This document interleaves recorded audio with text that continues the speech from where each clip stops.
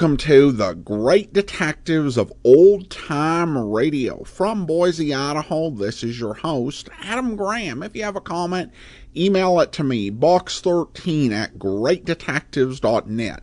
Follow us on Twitter at Radio Detectives and become one of our friends on Facebook, facebook.com/Radio Detectives. Our listeners' choice voting continues. You can go to vote.greatdetectives.net and cast your vote. We have two polls, the standard division, and the top 20 in that division will be listeners' choice winners. And then the short division and the top 5 in that one will be listeners' choice winners. And you can go to vote.greatdetectives.net. Encourage you to cast your vote. Deadline is February 17th. Today's program is brought to you in part by the financial support of our listeners. I want to thank Carrie for sending along a donation at support.greatdetectives.net. You can also send along one-time donations using the Zelle app to box13@greatdetectives.net, or you can go by mail to P.O. Box 15913, Boise, Idaho 83715. That's P.O. Box 15913, Boise, Idaho 83715. I also want to welcome Lisa as our latest Patreon supporter at the Master Detective level of $15 or more per month.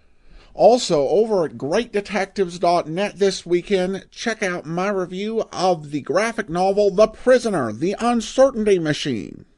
And you can get all of my reviews automatically delivered to your Kindle. You can try that service out free for 2 weeks. Just search for the Great Detectives of Old Time Radio in the Kindle store. Well, now it's time for today's episode of Dragnet. The original air date, April the 20th, 1954. And this one is The Big Net.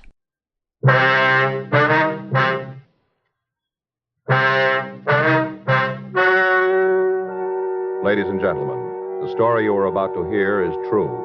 The names have been changed to protect the innocent.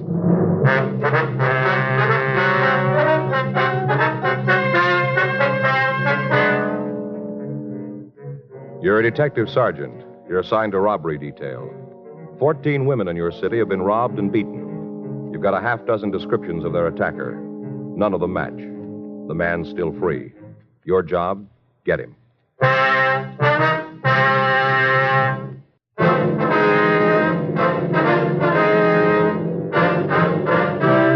Dragnet, the documented drama of an actual crime. For the next 30 minutes, in cooperation with the Los Angeles Police Department, you will travel step by step on the side of the law through an actual case transcribed from official police files. From beginning to end, from crime to punishment, Dragnet is the story of your police force in action. It was Wednesday, November 26th. It was cold in Los Angeles. We were working the day watch out of robbery detail. My partner's Frank Smith. The boss is Chief of Detectives Thad Brown. My name's Friday. I was on my way back to the office, and it was 2:34 p.m. when I got to room 27A. Robbery. Come on, Joe. Everybody's in the skipper's office. All right. I tagged by R&I to pick up these packages. Anything on them? No, not much. We'll check them out, but they don't look like they're going anyplace. Yeah, go ahead. Joe, Frank, you want to come over here? Yes. Sorry we're late. Don't worry about it. Let's get this thing on the road. All right. You want to settle down? Let's get started. The word's probably gotten to you about why we're here. It's on this purse snatching thing Friday and Smith have got. Things gotten way out of hand. Thief hit again night before last. Victim's at the county hospital in a critical condition. She was pistol whipped, and it looks like she's got a fractured skull. It's only a matter of time before somebody's killed. That's the reason we're here, to see that it doesn't happen. Now, you all got mimeographed MO sheets. On it, you'll find what information we've got. Some of it's pretty broad, but it's the best we've been able to come up with. Friday and Smith have handled the thing to here, so I'll let them give you the details. You want to tell them? Yeah, right, Skipper. Well, first off, you'll notice on those MO sheets, all of the crimes have been listed in the order that they happened. Also, the place and the time. There's also a description of the clothing the suspect wore, and when we could get it, a description of the suspect. Now, you'll notice that in most cases, there's quite a difference there on the physical description of the suspect. However, we've been able to put them all together, and we've come up with a composite drawing that should look something like the suspect. The one thing that's fairly constant is the description of the clothing worn by the suspect. It's almost always dark. Wears a hat, and he's been known to wear a top coat. Now, the hat and the coat are also of dark material. Clear there, everybody? All right, now take a look over here at the wall map. Now, we've pinpointed all the jobs so you can get a little better picture of the operation. Can you all see there? Yeah. All right. First one took place at 73rd Street, just off Broadway, right here. The rest of the pins along here show the jobs that he made from there, all the way up to Jefferson. He's also worked Avalon Boulevard, Central Avenue, any street where there's a streetcar or a bus line, he's hit. He works between the hours of 5:30 and 11:30 p.m. The approach is almost always the same. Frank, you want to tell him about the victim? Yeah.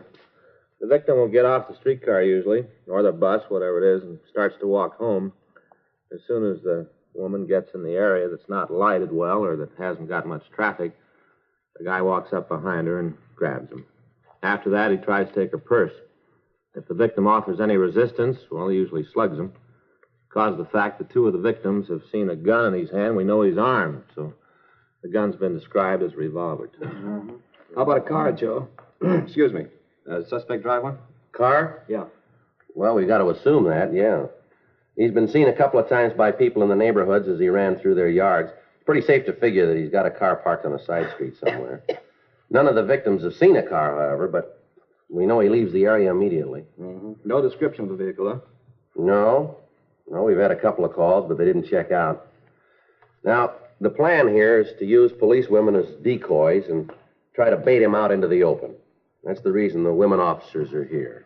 You figure to work the main arterials? What was that? You figure to work the main arterials? Yeah, there'll be 2 officers assigned to follow each policewoman. Now, we've been able to obtain 10 in all. That'll mean that 20 officers will be assigned to them. The rest of you will be in the area somewhere. Now, one of the things to look for is any vehicle which closely follows a streetcar or a bus. Mm-hmm. Yeah, what happened? How about it? Any questions? Yes, how are we going to get our assignments? Well, the skipper here has a list, Lomi. All of the officers who are to work with a policewoman are noted. Now, the others are given the areas that they're supposed to patrol. What about other calls coming in? Who's What? going to handle them? I didn't hear you. The other calls coming in, who's going to handle them? Well, those officers not assigned to a policewoman. See, there'll be other units from the outlying areas on the operation, too. They'll lend us a hand. But remember this. Under no circumstances are those officers working with the decoy to leave her. Is that clear? Yeah. Don't leave the policewoman. Right. Well, then we stick with the detail unless there's an emergency call. Yeah, that's right. Well, if we run into any problems, who do we call, Joe? Well, we'll be in the area in 1K80. You can get in touch with us, Harry. Mm-hmm. How about it? Well, if we pick up a suspect, should we get in touch with you? Well, you can use your own judgment on that, George. If you think it's a routine pickup, take him to robbery and he'll be processed there. All right. Any more questions? Skipper, anything else? We all know about the days off cancellation. Sorry it has to hit now, but that's the way it's got to be. No one will draw any time till this thing is cleaned up. Right. When Murphy, won't do any good to have your wife call me. You're still going to have to work. That's it. Operation will start tonight and go until the suspect's in custody. Have a happy Thanksgiving. Okay. Well, say, wait a minute, before you go, the worksheet's on the board outside. You can check it on the way out. You better do that. Right. Is there anything else you need to carry it off? No, it's all there, Skipper. Only thing we can use now is luck. No reason for you to be different. Suspect's had his share.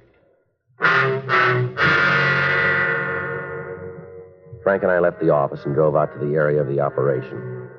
The plan was that the police women would board the cars and buses and get off at the points where previous sluggings had not taken place. In the established MO of the suspect, it was noted that he never hit on any street more than once. At 4 p.m. that afternoon, all of the units were in place and the plan was started. During the night, several pickups were made, but no one was apprehended who resembled the suspect. Those people who were detained were processed and they were either booked or released. The following day, Thursday, November 27th, Frank and I checked the reports filed by officers in the field. At 3 p.m., we stopped at a small restaurant and we had a plate of sliced turkey, cold gravy, and some lumpy mashed potatoes. We wished each other a happy Thanksgiving. We went back to Unit 1K80 and cruised the streets marked for surveillance. Another night went by without the suspect hitting.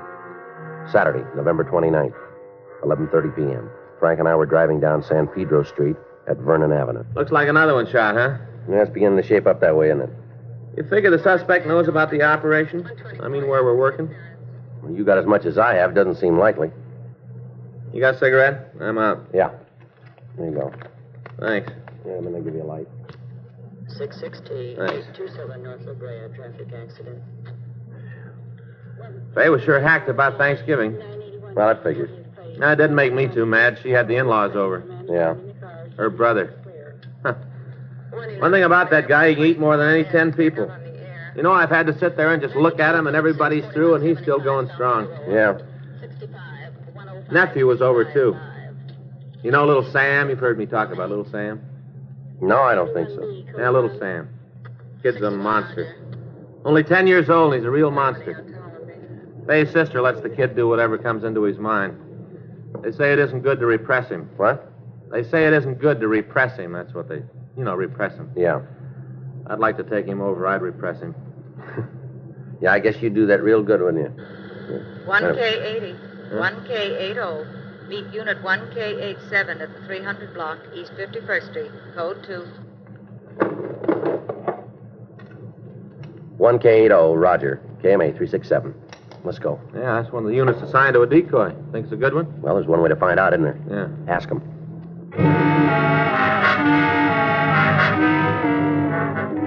South Park is located at the corner of San Pedro and 51st Street. One of the policewomen had gotten off a streetcar at the corner of Main Street and 51st. She'd walked east, and as she passed the park, a man had approached, blocked her progress, and demanded money.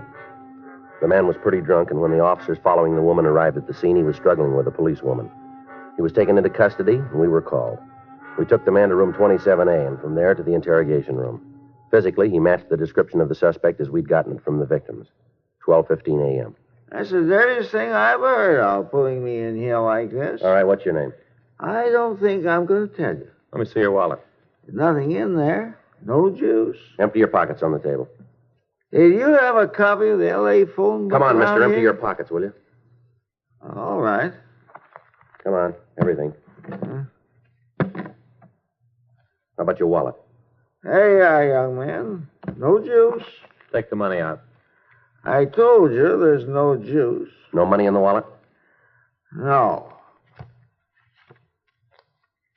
All right, how about it? This your true name, Victor Nathaniel Roberts? You think I use alias? Now, don't huh? be smart. Where do you live? Well, I have no pad. Where you been sleeping? Wherever I can. You got a job? What? Do you work? No. You ever hold a job? Nope. Never had a job? Can't remember one. What were you doing on 51st Street tonight? Oh, I was just looking around. At 11:30 at night? The sun hurts my eyes. All right. I was just walking along the street when this young woman stopped me. She stopped you. She tried to pick me up. That girl was a policewoman. You're telling me. Now, what were you doing out there? I'm never going there again. Ever been arrested? I am now. Before? I'll tell you the truth. Yeah, you do that. I have. Where? Oh, all around. What were you arrested for? Bag. Have you done time in California? Come on, have you done time in California? Have you? Yes. I'll check the record, Joe. All right. Is he going to look me up? What's that? I say, is he going to look me up? He's going to check your record, yeah.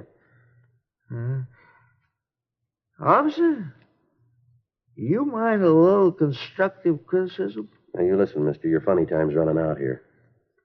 You must feel a little sneaky about this whole thing, don't you? What's that? I mean, this whole business about the policewoman. Don't you think that's going too far? How long you been in Los Angeles? Oh, sometime this year. What do you mean by that?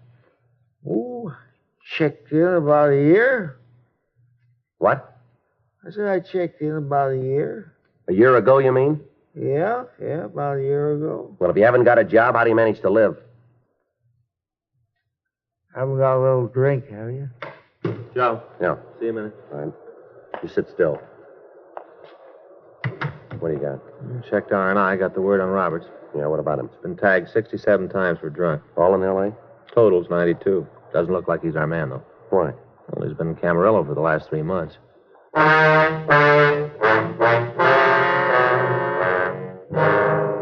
We put in a call to the superintendent at the state hospital up at Camarillo. He told us that Victor Roberts had only been released 10 days before. He'd spent 3 months undergoing treatment for alcoholism. The suspect we were looking for had been working for the past 2 months. Roberts was booked in at the main jail on a charge of violation of Section 4127A LAMC. During the time we'd been working on the case, all known purse snatchers had been picked up and interrogated. Runs by the stats office had been made, and the names they gave us had been checked out. Locals and APBs were gotten out, carrying the description and the M.O. of the suspect. The leads that came in were followed up without result. Informants were questioned, and George Brereton up at CII in Sacramento furnished us a list of possibles. All in all, over 100 people had been questioned. In the course of the investigation, several other cases were cleared, but our prime suspect was still free. Meantime, the operation continued. Each night at 4:30 p.m., 10 policewomen would board streetcars and buses in the area. 10 police cars carrying 20 officers would follow them. In the immediate vicinity, another 40 men were patrolling the streets and alleys looking for the thief. As a result of the newspaper stories on the string of crimes, calls were coming into the complaint board at such a rate that they were jamming our normal facilities. Women refused to walk the streets alone after dark. Apparently, the thief could come and go as he pleased. In the next 2 days, he hit 3 times, but in areas that were not covered. He began to hit in places he hadn't worked before. He seemed to know where we were and that we were using decoys. The search went on. Tuesday, December 2nd, we got a call from the manager of a cheap hotel in the Skid Row area.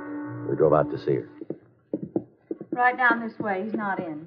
Well, just what is it you want us to see? You wait. When you get a good look, you'll know. Yes, ma'am. Here we are.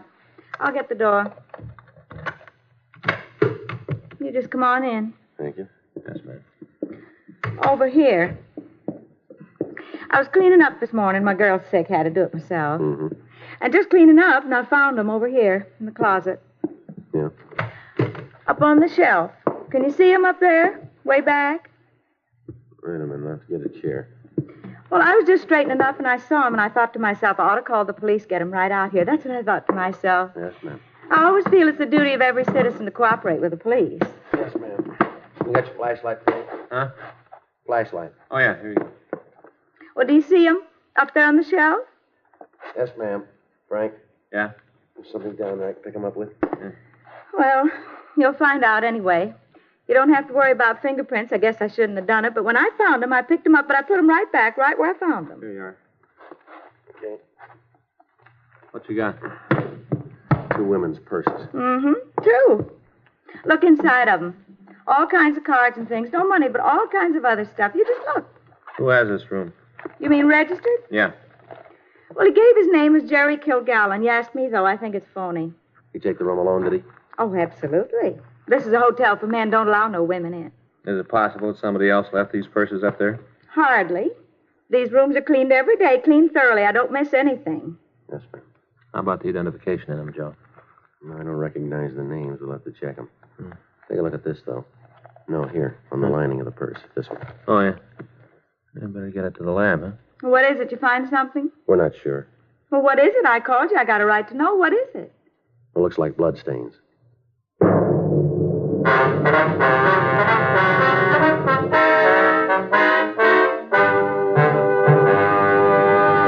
You are listening to Dragnet, the authentic story of your police force in action.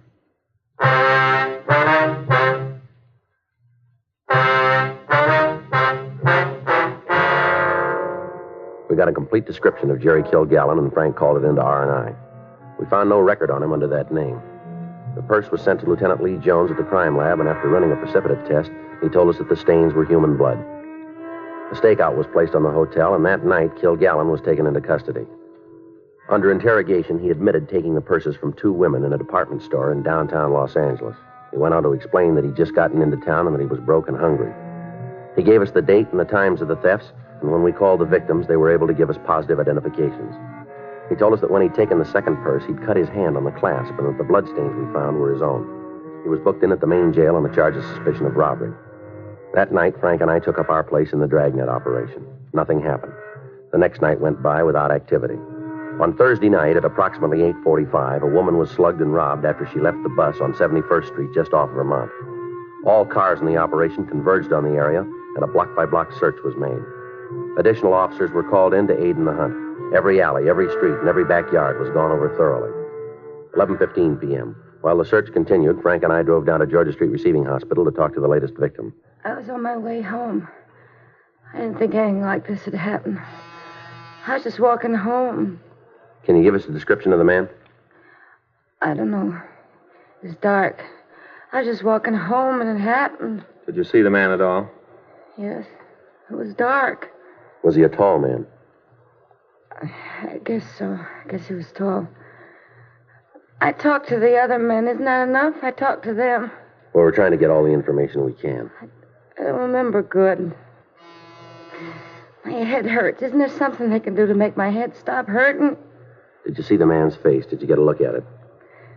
Yeah, yes, I did. I saw his face. Can you describe it for us? Can you tell us what he looked like? I don't know. I don't feel good. Well, this is pretty important, ma'am. He had a real white face. Real white. What about his eyes? Can you tell us what color they were? Blue. Watery. Blue. How about his hair? It looked brown. I'm not sure. I think it was brown. He had a hat on. I couldn't tell good. All right, just a few more questions now. Yeah. Can you tell what color his hat was? I don't know. My head hurts. Can't you do something? We'll send for the doctor again. He might be able to give you another sedative. Hurts. There's something else, ma'am. Was the man clean shaven? Huh? I say, did he have a mustache? No.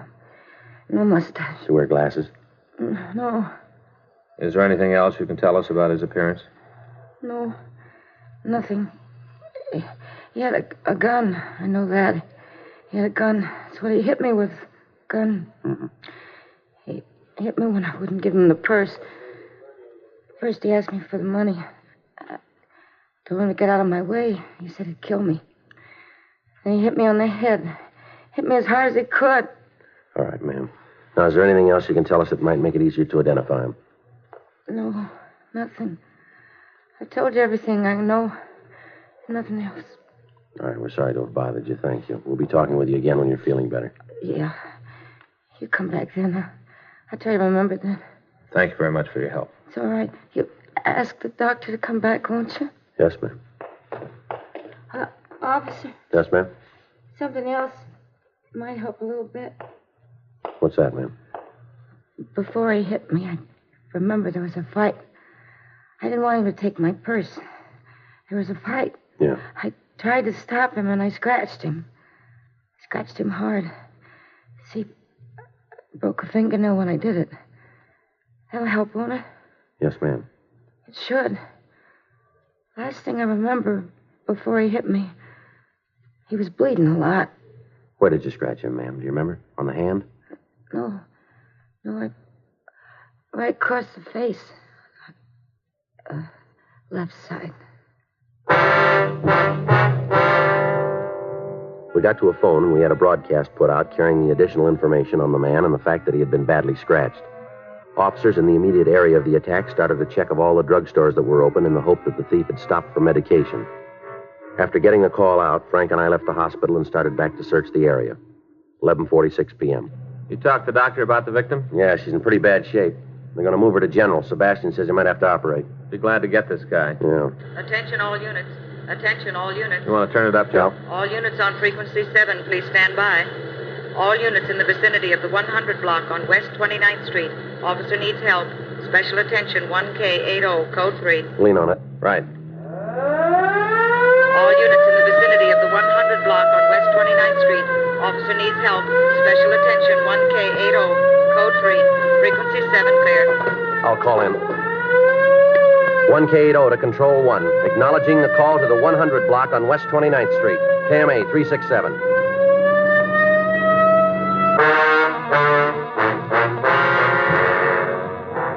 It took us 2.5 minutes to get to the location. At the curb on the side of the street, we saw a parked police unit. Standing next to it was a woman officer. We pulled up next to the unit and talked to her. She told us that our suspect had tried to attack her, and on the arrival of the two officers had fled the scene. At that moment, Officers Sluter and Murphy were in pursuit.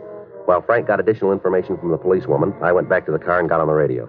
1K80 to Control 1. 1K80 to Control 1. Control 1 to 1K80. Go ahead. Suspect is now on foot, being pursued by two plainclothes officers through backyards in the area of West 100 block between 29th Street and 30th Street.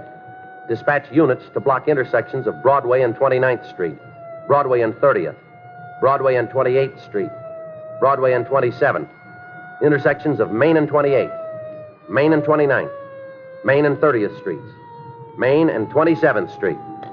Control 1 to 1K80. Roger. KMA 367. I got the story. You set? Yeah, let's go. Policewoman says they're headed west. Through the back of the house down there. All right, let's move. Attention all units. Attention all units. 1K80. Policewoman says reports the suspect ducked into a driveway. robbery That one right up 100 there. All right, take it easy. Right. West 29th Street, now being pursued. Looks like we got a live one this time, huh? Well, let's hope we can keep him. In the backyard Now, pull up here. between 100 block 29th Street and 100 block West 30th Street. 1K82. Block the intersection. Flashlight's over there, Joe. Let's take a look. You see who it is? No. Duck back behind the garage. Come on. Sluter, what do you got?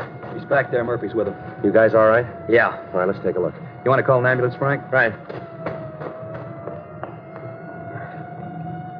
How is he? Well, you better stop Frank. Yeah. Tell him to cancel that ambulance. He opened up first, Joe. Murph and I gave him every chance. Well, that's more than he gave those women.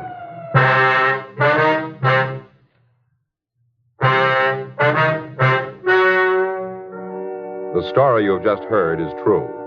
The names were changed to protect the innocent. On December 8th, an inquest was held in the offices of the coroner in and for the county of Los Angeles. In a moment, the results of that inquest.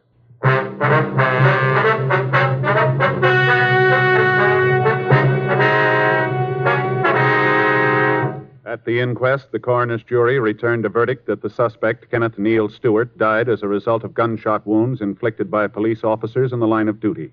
The death was listed as justifiable homicide.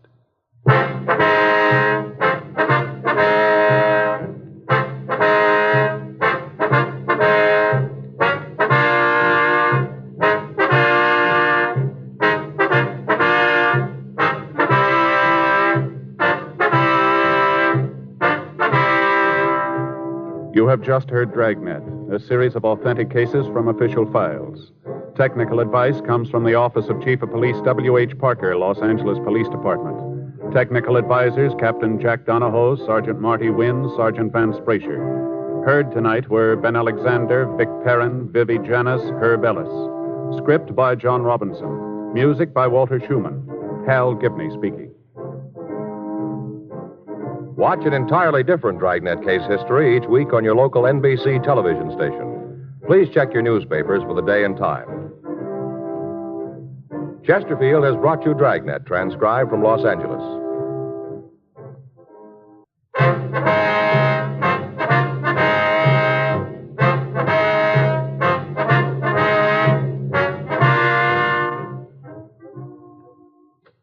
Hear Crime and Peter Chambers following John Cameron Swayze on the NBC Radio Network.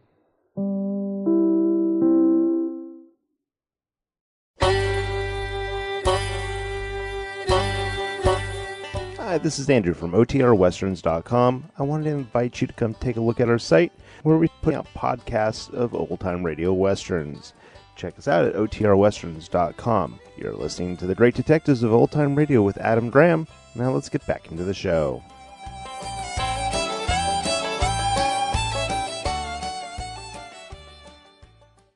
Welcome back. Well, I liked a lot of things about this episode. First of all, they really wanted the focus to be on the complexity and challenge of this investigation when it had really gone to the next level. This was beyond just two detectives going around investigating. This had become a big job. And they managed to do that by working all of the exposition into the plot. And not in a cheesy way, but in a way that actually really would have been necessary in briefing other officers. And so we do get a really strong focus on the complexity. And it's been a while, I think, since Dragnet has used that particular device to go ahead and provide all of the investigatory information that's come beforehand. Tudor Owen, I believe, was the drunk in this. I am not very, very good at identifying voices, but I think I got that one right, which is, of course, interesting because he and Jack Webb worked together on Pat Novak for Hire, with him playing Jocko Madigan. So I was kind of waiting for him to break out into a lecture about life and such, as he was wont to do in Pat Novak, but obviously didn't happen here. And of course, the ending was pretty exciting, but also very typical of Dragnet. You have a story where you have so much about the legwork, the tedium, the weeks, days, all of that process, and then you have just these couple 3 minutes of excitement. The only unrealistic thing about that, ratio-wise, is that just because of the nature of the radio program, probably the ratio is a bit off. It's about a ratio of maybe 7 to 1 in terms of the time we spent listening to the program. But in police officers' actual lives, the ratio's probably several thousand to 1, with as much time and effort as this actually took to go through. But overall, an enjoyable episode, and it's always nice to rediscover these, because I remember very few episodes from this period, and this one was actually just really a gem. So I hope you enjoyed it as much as I did. Carrie emails in, "Hi Adam, longtime listener here from Vancouver, Canada. It's been a pleasure listening to you all these years. I love the context you bring to each podcast. You're obviously knowledgeable and passionate about what you're doing." Well, thank you so much. I appreciate the comment, Carrie, and thanks so much again for your support. Joel says, "Hi Adam, I noticed that some shows are in the format of retelling of a case from the files, while others are straight dramatizations. For example, Mr. Keene's episodes are from the files of the famous old detectives. Sherlock's episodes are dramatizations as retold by Watson. Dragnet episodes are stories of cases on the past, as are, I think, Nick Carter. Shows like Shadow, Gunsmoke, Candy Matson, Let George Do It, Superman, and many others are told as they are happening in real time, if you will. I'm not sure if there's a question behind this observation, but as an expert in the genre, I wonder what your thoughts are about this. Thank you for your great podcast. Have told you that it is one of my most listened to programs on radio, TV, or streaming. Dragnet, in particular, always amazed me with the quality of production, writing, and acting of the main as well as the side characters. Well, thanks so much, Joel. I guess in response to your observation, I think it does come down to a question of style and what you're trying to present to the audience. In the case of Sherlock Holmes, the reason that those episodes are told as remembrances by Dr. Watson is that, particularly in the early 40s, it was somewhat plausible, not that very likely, but it was plausible that Dr. Watson could be kicking around still alive. And it really wanted to follow the style of the books, which, with, I believe there are 3 or 4 exceptions. There were a few Conan Doyle stories that were told by Holmes, and then there was one, I think, that was told as third person. But generally, they were told as stories narrated by Dr. Watson.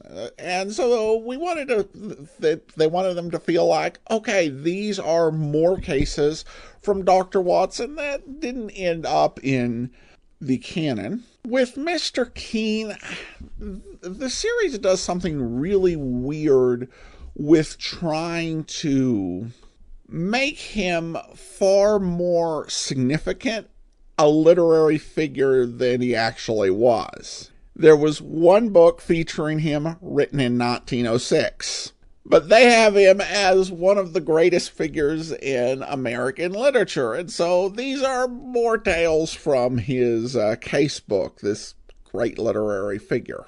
Nick Carter was even a bit more weird in the way that he talked about his cases, because it seemed like the radio show wanted us to believe that there really was an actual Nick Carter going around. I mean, even in the credits, they say Nick Carter was impersonated by Lon Clark. Dragnet is pretty straightforward. The key premise is that these are actual cases that come from police files, and you're hearing this policeman describe how he invested the case very matter-of-factly.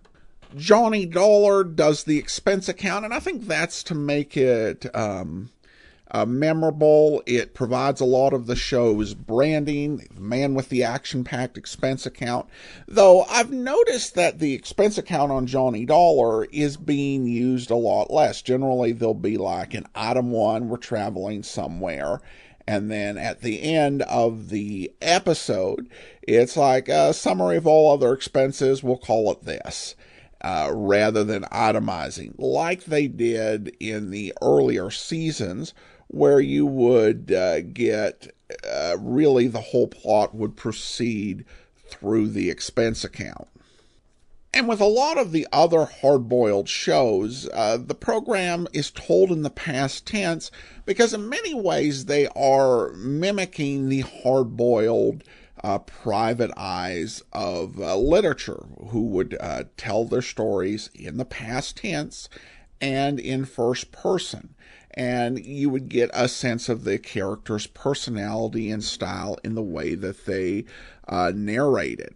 The other shows that are told in a more present tense way, I think that you have to acknowledge that there is a subtle problem with the past tense narration, particularly those where it starts out and we hear and meet the character first.